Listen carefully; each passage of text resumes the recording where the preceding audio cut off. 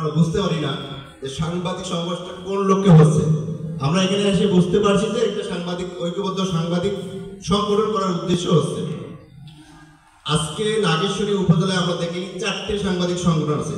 শুধু সাংবাদিক সংগঠনই না, ঢাকার মধ্যে অনেক সাংবাদিক সংগঠন আছে, বিভক্ত শুধু আমাদের নাগেশ্বরীতে না, কুড়িগ্রামেও আছে। কিন্তু এই বিভক্ত আসে কোথার থেকে? যারা নেতৃত্ব দেয় এদের উদার মন মানসিকতা নেই, এরা নেতৃত্ব মেনে নিতে চায় না, একজনকার আরেকজনকার নেতৃত্ব মেনে নিতে চায় না। যারা দায়িত্ব থাকে এরা সবসময় নিজেরাই দায়িত্বশীল হয়ে থাকতে চায়। আমাদের এই জিনিসগুলো পরিহার করতে হবে। যারা দায়িত্ব থাকে তাদেরকে উদার মন মানসিকতা হতে হবে, নতুনদেরকে কাজ করার সুযোগ করতে হবে, নতুনদেরকে নেতৃত্ব দেওয়ার সুযোগ করে দিতে হবে। তাহলে এই সংগঠন সামনের দিকে এগিয়ে যাবে, ঐক্যবদ্ধ থাকবে, এছাড়া কখনো সম্ভব নয়। আসসালামু আলাইকুম। শর্টে মতামতটা দিব, শর্ট।